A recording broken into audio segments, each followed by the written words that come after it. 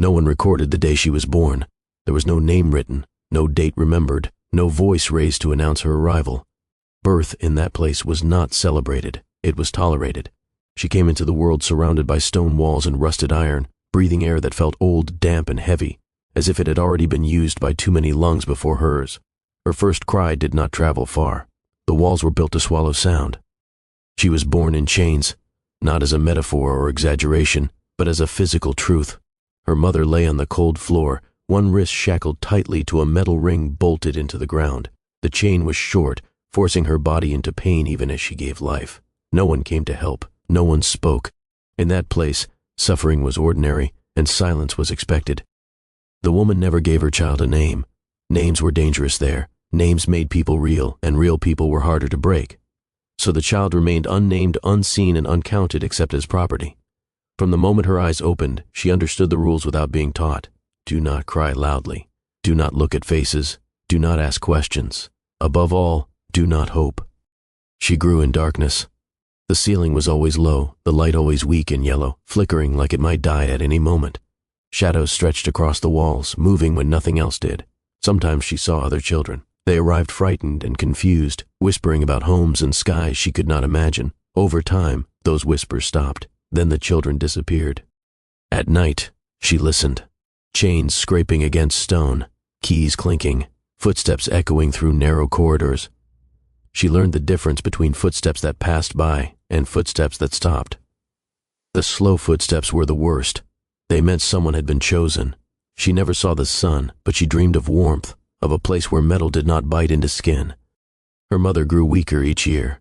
Her voice faded, her movements slowed, but the chains never loosened. One morning, she did not wake up. There was no ceremony, no goodbye. The chain was unlocked, and the body was dragged away, leaving the floor cold and empty. That was when the child learned the truth. People did not leave that place alive. They were removed. From that moment on, she stopped thinking like a child. Children waited to be saved. She did not. She watched instead. She memorized routines, studied faces, and listened carefully. Even in chains, something inside her remained alert. Not hope, but awareness. And far beneath the fear, a quiet thought began to grow. If humans built this place, then it was not unbreakable. After her mother was taken away, the silence felt heavier than before. It pressed against her ears and chest, filling every space where a voice used to exist. No one explained what had happened. No one needed to. The absence itself was the explanation. She sat where she always sat, chains resting against her skin, staring at the empty space beside her until her eyes burned. Days passed without meaning. Without her mother's breathing nearby, time lost its shape. Hunger came and went. Cold stayed. She learned to sleep lightly, never deeply, because deep sleep invited pain. When footsteps approached, she woke instantly, body stiff, eyes lowered. Survival required awareness at all times. Even a moment of distraction could be punished. Other women watched her now, not with kindness, but with something quieter and sadder. Recognition. They had seen this before. A child left alone did not cry forever. Crying wasted energy. Eventually the tears stopped. When they did, something else replaced them. A hardness, a distance. She felt it growing inside herself, layer by layer. She began to notice how the place worked in greater detail. Which doors opened first, which locks jammed, which guards avoided eye contact, and which stared too long. She learned that cruelty came in different forms. Some enjoyed it openly. Others claimed it was duty. Both were dangerous, but the second type was harder to predict. Sometimes screams echoed through the corridors at night, not always loud. Sometimes they were cut short, as if someone had learned there was no point in finishing them. She listened carefully, memorizing the sound, the direction, the timing. Knowledge was the only thing that could not be taken from her. Everything else already had been. At night, she dreamed less. Dreams required hope, and hope was expensive. Instead, her mind replayed details from the day. The sound of keys, the rhythm of steps, the pauses between orders. These patterns comforted her. Patterns meant predictability. Predictability meant survival. Chaos was where people vanished. That crack became important to her, not because it promised escape, but because it proved something vital. The walls were not perfect. They aged, they weakened, they failed, slowly and quietly. She carried that thought with her, guarding it carefully. Not as hope, but as fact. Once, she saw a small crack in the wall where light slipped through for a few seconds each day. It was weak and pale, but it was different from the artificial glow inside. She stared at it whenever she could. She did not know what it was, but she knew it came from somewhere else, somewhere not built to cage people. By the time she understood what chains truly meant, they were no longer just metal. They were routine. They were expectation. They were identity. Everyone there was chained in some way, even those who held the keys.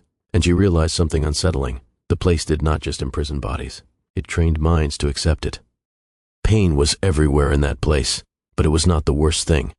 Pain could be expected. It arrived on time and left scars that the body learned to carry. What destroyed people was uncertainty, never knowing when footsteps would stop, never knowing whose name or number would be called next. Living in constant waiting hollowed people out faster than any wound. As she grew older, the rules changed without explanation. The chains were adjusted again, shorter now, closer to her body. She noticed eyes lingering longer than before, voices lowering when she passed. She was no longer ignored. That frightened her more than being invisible ever had. Attention in that place was never given without reason. She learned quickly how to disappear without leaving. Head down, shoulders still, breath slow. Any sign of resistance invited correction. Correction was rarely gentle. Some rooms existed only for that purpose. They smelled different, metal, sweat, and something older. People entered those rooms whole and returned changed, as if parts of them had been left behind. To survive, she learned to leave herself. When fear became too loud, her mind drifted elsewhere. She imagined standing far away, watching from above. The body endured while the mind observed. This distance saved her. It also fractured her. She knew it was dangerous, but breaking was sometimes the only way to remain alive. She watched others fail to do the same. Some screamed until their voices cracked and vanished. Some went quiet and never spoke again. A few tried to fight back once. It never ended well. After each example was made, the rest learned faster. Fear spread efficiently. It did not need repetition to be understood. Time lost meaning. Days blurred together, measured only by absence. Someone would be there in the morning and gone by nightfall. No questions followed. New faces arrived occasionally, carrying confusion and terror. She watched those emotions fade. She watched hope drain away, replaced by something dull and obedient. And yet, something inside her stayed sharp. While others collapsed inward, she observed. She memorized routines, counted steps, noticed mistakes. A door not locked properly. A guard distracted for half a second too long. Small details, easily missed but important. While they believed they were breaking her, they were teaching her how the place functioned. One night, she overheard a conversation meant for no one like her. Low voices, urgent tones, words she did not fully understand, but their meaning was clear enough. Something was ending, a cycle, a cleanup. People would not disappear slowly anymore. Whatever was coming would be sudden and final. She began noticing even smaller details. How keys rattled when a guard fumbled, the rhythm of footsteps in different corridors, the angle at which light fell through cracks in the ceiling. These things seemed insignificant to anyone else, but to her, they were survival tools. Knowledge became her shield. Every observation added to a silent map she carried in her mind. That night she did not sleep. Fear was still there, but it was no longer alone. Anger sat beside it, steady and focused. For the first time she understood a dangerous truth. They thought she was already empty, already broken beyond repair. They were wrong. What had been done to her had not erased her mind. It had sharpened it. Sometimes she watched the other children and women, their movements and reactions. Some learned too slowly and paid the price. Some disappeared quietly after making the slightest mistake. The place was patient with no one. It could wait decades if necessary. Nothing escaped its design. She realized that cruelty was not random. It was deliberate. There were rooms she never entered, but their sounds reached her ears, muffled screams, sobbing, rattling chains. The walls absorbed these noises and recycled them like poison in the air. Even in her silent observation, she felt the weight of those who came before her and those who would come after. The place was not only physical, it had memory, consciousness, and hunger. Sometimes she overheard the guards speaking softly to one another when they thought no one was listening. Words like transfer, cleanup, and cycle end floated into her awareness. She did not understand all the details, but she understood enough someone, or many, would vanish soon. The certainty chilled her more than any blow she had ever received. For the first time she felt a combination of fear and clarity. The fear reminded her that she was still alive, still tethered to the physical world, but clarity gave her purpose. She began forming plans, small and silent. No one noticed her thinking. No one could. Thought was invisible. And in a place where survival depended on invisibility, invisible thought was power. She understood that the place was designed to erase people, to break their bodies and rewrite their minds. And yet, here she was, observing, recording, learning. Every punishment, every mistake, every vanishing became part of her growing understanding. They believed she was just another child to be molded, erased, and forgotten. They were wrong. A strange sense of patience settled over her. The guards, the rules, the pain, they all operated within patterns, and every pattern had flaws, every system had weaknesses. Somewhere, if she waited long enough and watched carefully, she would find them. And when she did, freedom would no longer be impossible. Even as she lay awake at night, listening to chains scrape and distant footsteps echo, a strange kind of hope emerged. Not the foolish, naive hope of children, but the cold, calculated awareness that systems, no matter how cruel, could be understood, observed, exploited, and perhaps, one day, survived. The most disturbing truth sank in deeper. The place did not just destroy bodies. It destroyed assumptions, memory, and trust. It trained its victims to obey, to fear, to accept. And yet, she remained, alert, sharp, growing into something the place had not anticipated, a mind it could not fully break. The days blurred together. Chains bit into her skin, cold and unrelenting, but by now she hardly noticed. What hurt most was the waiting, the constant calculation, the way silence pressed against her mind. Every movement had a consequence, every sound had meaning. She had memorized every routine, every whisper, every shadow that moved too quickly. But something was shifting. Shadows seemed to linger longer than they should. The air smelled sharper, colder, as if the place itself was preparing for something new. Occasionally she heard noises no one else admitted existed, a scraping far above the ceiling, a soft hum behind walls, whispers that didn't belong to any human voice she had ever known. Fear had a new texture. It was not only about punishment or chains. It was about witnessing horrors that could not be explained. One night, a new group of children arrived. Their eyes were wide, shimmering with terror, and their screams echoed in the hallways longer than usual. The guards ignored them. They were being taught, like everyone else, that suffering had rhythm, pattern, and permanence. She began to see faces that were no longer quite human.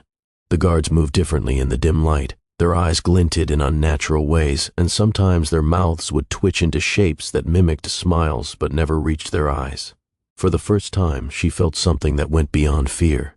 It was recognition. Something monstrous had grown inside the place itself. The breaking point came subtly. It started with a sound, a low, dragging echo that didn't match any chain or key she had ever heard. She followed it quietly, trying to memorize its rhythm. The noise led her to a room she had never noticed before. Its walls were slick with something dark and shiny. The smell hit her first, copper, decay, something she could not name. Inside, bodies hung, swaying slightly, faces frozen in expressions of disbelief and agony. They were not alive, not dead, but somewhere in between. She couldn't tell where one ended and another began. And above them, in a faint reflection of light, she saw shapes moving, too fast, too precise, almost unreal. The place was alive, and it was hungry. Her mind screamed to turn away, but something deeper compelled her to stay. She counted carefully, every chain, every hook, every shadow. She catalogued what she saw with a precision she did not know she possessed. This knowledge, she realized, might be the only thing that could save her. Every detail mattered. Every breath could tip the balance between life and destruction. The air around her vibrated. Whispers surrounded her from walls, floor, and ceiling, though no one spoke. The chains rattled without hands. The shadows stretched and bent unnaturally, as if reaching toward her. Her own heartbeat sounded deafening, yet somehow she knew she was not alone. Something watched, measured, calculated. She was a subject in a design older and crueler than she could imagine.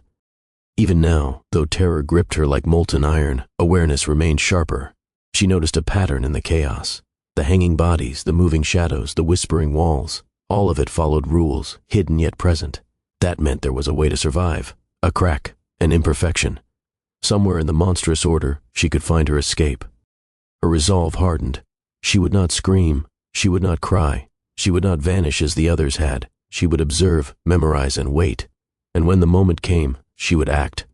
Survival was no longer about chains or shadows. Survival was about understanding. Knowledge became her weapon. Observation became her lifeline. Her eyes adjusted to the darkness, tracing each outline of the room. The walls seemed to pulse, slick with moisture that reflected faint light like 1,000 tiny eyes. Chains rattled overhead without anyone touching them. Every sound, every movement felt alive. The place itself was watching, testing her, learning her reactions. She forced herself to breathe steadily, heart hammering, every sense alert. A floorboard creaked in the far corner, though no one was there. The shadows twisted, curling around corners and stretching into impossible angles. Her mind screamed that this was not natural, but she refused to retreat. Survival depended on seeing, understanding, and remembering.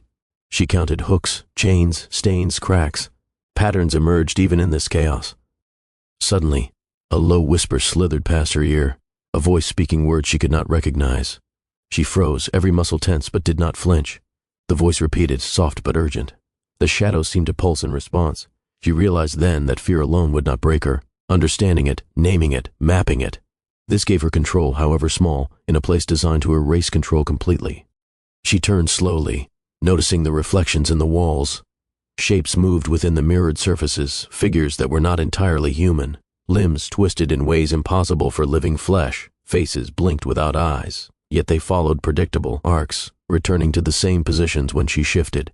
Patterns, even monsters followed rules, and rules could be learned. For hours she observed, recording every detail, every chain that swung, every shadow that bent unnaturally, every whisper that echoed.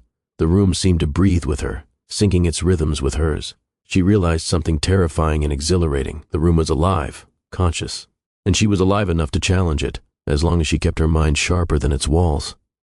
Her body screamed to run, to hide, to collapse, but her mind was razor sharp. She remembered the cracks in the ceiling, the slight unevenness of floorboards, the faintest gaps in the lock she had observed before. These were not mistakes, they were opportunities. Survival depended on exploiting the smallest flaw, and she was patient enough to wait for the right moment. Hours blended into an indistinct haze, yet she remained vigilant. The other prisoners, if they were still here, were shadows themselves now, empty husks molded by fear. She was different. Something had grown inside her during all the pain, all the watching, all the silence. A predator? Perhaps. Or perhaps a mind capable of surviving what nothing else could endure. The whispers returned, low and insistent, guiding her attention to areas she might have overlooked.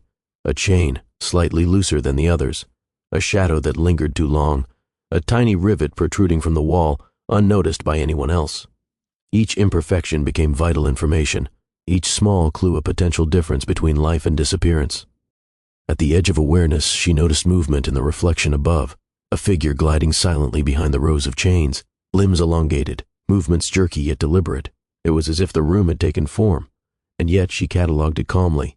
Fear had become a tool, a signal, not a chain. She understood the patterns, she had memorized them, and she would survive. By now she had learned the rhythms of the place. The chains, the footsteps, the whispers, they all followed patterns she could anticipate. But anticipation did not remove fear, it sharpened it. Every sound reminded her that the place was always watching, always calculating. One wrong move, one distracted thought, and she could vanish like the others. The people who had arrived after her continued to disappear. She watched silently, cataloging their every move. Fear destroyed them faster than chains ever could. Some screamed and were taken, some begged silently, swallowed by shadows. She knew she had to suppress any sign of reaction, any instinct that might betray awareness. Survival depended on invisibility, even amidst horror. She noticed subtle shifts in the walls. A crack here, a loose stone there, tiny imperfections that others would overlook. To her, they were keys, not just details. Each was a small promise. The structure that imprisoned her was not flawless. Somewhere, hidden in the shadows and darkness, existed a path. If she could only find it and survive long enough to exploit it. At night, she dreamed of sunlight again. It was faint, almost mocking, but real enough to remind her that the world outside the walls existed. She clung to that memory, fragile as it was. The chain on her wrist had become less noticeable over time, but the imprint it left on her mind had deepened. Freedom was unimaginable, yet she longed for it more than anything. The breaking point approached quietly. It was not announced by screams or chains rattling, but by subtle shifts, the smell of something burning, a strange chill that made the chains vibrate against her skin. Shadows moved independently of any light source, curling like smoke. Something in the air told her that what had always been hidden was about to reveal itself. She watched the shadows, memorizing their shapes and movements. Figures glided silently through the room, limbs unnaturally elongated, faces twisted into forms that made her stomach churn. The place itself had taken shape, becoming an entity that breathed and measured her. Fear, horror, and curiosity intertwined within her mind, each reaction catalogued carefully, analyzed for patterns. Her awareness became a weapon. Every whisper, every subtle vibration in the walls, every chain that moved slightly differently from the others was information. She had survived through observation before, and observation would carry her through what was coming. The room was alive, yes, but alive could be studied. Alive could be understood. Alive could be survived. Time moved differently. Seconds stretched into minutes, minutes folded into hours. She noticed the smallest details, a shadow lingering in one corner, a chain that had loosened just enough, a small crack where light appeared and disappeared unpredictably. These imperfections were signals, and she was learning to read them as clearly as the room itself. Her body ached, her mind strained, but she remained vigilant. Every vanishing, every scream, every punishment reinforced the lesson. Only awareness could preserve life. The instincts that had kept her alive so far, the patient observation, the careful memorization, were all she had left, and they were enough if she dared to trust them. She began to notice the whispers more clearly. They were not words exactly, but vibrations that carried meaning, some warnings, some threats, some promises she could not yet understand. The walls themselves seemed to pulse in response, bending shadows toward her as if to test her reactions. Every instinct screamed danger, yet she forced herself to remain calm, cataloging each nuance. The new arrivals, terrified children and weak women, moved like ghosts through the halls. Some cried quietly, trying to escape notice. Some tried to resist, only to be snapped back into obedience with quick, invisible cruelty. She watched, memorized their mistakes, and stored the lessons. Survival was not random. It was earned through observation, patience, and understanding the subtle mechanics of fear. At night, shadows seemed thicker. Shapes swirled in corners that had no corners. She thought she saw faces in the walls, expressions of horror frozen in the stone, silently screaming. The chains rattled overhead, though no one moved them. Her mind analyzed everything. Even the terror became data. If fear could be understood, perhaps it could be controlled. She noticed a door that others avoided. Faint scratches surrounded its frame. The lock looked old, its mechanism slightly misaligned. She approached quietly, mapping every detail, listening for even the softest sound. A shadow moved across the wall behind her, and her pulse spiked, but she did not flinch. The room had grown alive with menace, but she had learned to observe without reacting. Something in the atmosphere had changed. The air felt charged, almost sentient. Breaths she had once ignored now seemed to belong to something she could not see. Chains rattled lightly, floorboards groaned, and the shadows stretched unnaturally, as though measuring her. She knew that the moment of testing had arrived. The place itself was evaluating her, pushing her to break or submit. She could not afford to panic. She could not afford any error. Each movement was deliberate, every breath controlled. Her mind replayed every lesson learned, patterns in footsteps, shifts in air pressure, faint creaks of wood and stone. Nothing was random. Nothing was outside the system. And systems, she reminded herself, could be understood and outmaneuvered. Hours passed in meticulous observation. She noted the slight swing of chains, the subtle movements in corners, the way the shadows bent toward certain walls but avoided others. She realized that even in chaos, order existed. The place, horrifying as it was, had rules, and she was learning them faster than anyone else had. That knowledge, more than courage, might be the only thing that saved her. Her pulse slowed as she memorized the tiny imperfections. A nail protruding slightly, a faint gap in the ceiling tiles, a loose chain link. Each one could be exploited if the moment came. Each one became a secret she alone possessed. Even as terror gripped the room like a living thing, she felt a growing clarity. Awareness was now her weapon, patience her shield. The whispers grew louder, almost rhythmic. They seemed to guide her attention, drawing her to places others had overlooked. Shapes in the shadows moved in deliberate patterns, almost as if performing tasks, observing her as much as she observed them. She catalogued every flicker, every twitch, every faint noise, storing them in her mind for the moment when awareness would mean survival. A chill ran through the room as she realized something disturbing. The place itself was not just a building. It was alive, intelligent, and hungry. It remembered those who failed. It observed those who survived. And it tested her now, pushing the limits of patience, fear, and endurance. Every breath, every heartbeat was being measured. The game had begun. She had memorized every detail of the place, every chain, every shadow, every creak in the floor. Her body was weak, but her mind was sharp. The air was thick, but she inhaled it deeply, tasting awareness. Tonight, the rules that had kept her trapped for years would be challenged. Tonight, she would act.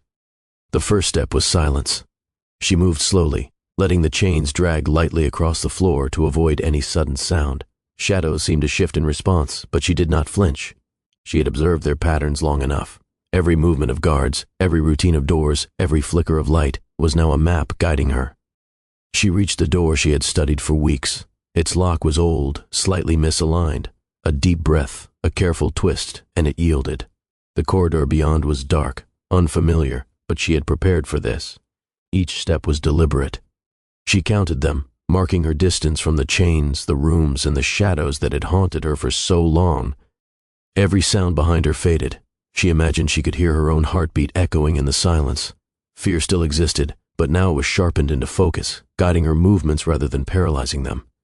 The air smelled different here, fresher, freer. Somewhere beyond the walls, light existed, and she could almost taste it. A faint crack of light appeared ahead, spilling into the corridor like a promise. She approached slowly, listening. No footsteps, no whisper, nothing but the soft hum of the night air. The chains of her past scraped lightly against the stone floor, reminders of what she had endured, what she had survived, and why she could not stop now. The exit loomed before her. A heavy door slightly ajar, letting the first real light touch her skin. She stepped forward cautiously, sensing freedom but not yet trusting it. The walls behind her, once alive and hostile, seemed inert now. The place had tested her to the limits of terror, and she had not broken. Her knowledge, patience, and awareness had carried her this far. She pushed the door wider, sunlight spilling into the hall. For the first time, her eyes adjusted to the open sky. The world outside was vast, filled with colors she had never imagined. Trees swayed in the breeze, birds called, and the air smelled of life, not metal or decay. Her legs trembled as she stepped fully into freedom, leaving behind chains, walls, and shadows. Her first breaths of freedom were deep and shaky, filling her lungs with air that had been denied for so long. Tears streamed down her face, but they were not sorrowful. They were the release of years of fear, pain, and observation. Every sense came alive, every sound, every scent, every ray of light overwhelming her with reality she had almost forgotten existed. She turned to look at the place one last time. The chains, the shadows, the horrors. It was all behind her now. And yet, the knowledge remained. Survival had required more than strength. It had required patience, awareness, and courage, and that knowledge would stay with her forever, a reminder of the darkness she had endured to reach the light. Step by step, she walked away, feeling the sun warm her skin, hearing the wind move through leaves, and realizing that she was no longer a prisoner. The world was wide, alive, and terrifying, but it was hers to face, and for the first time in her entire life, she was truly free.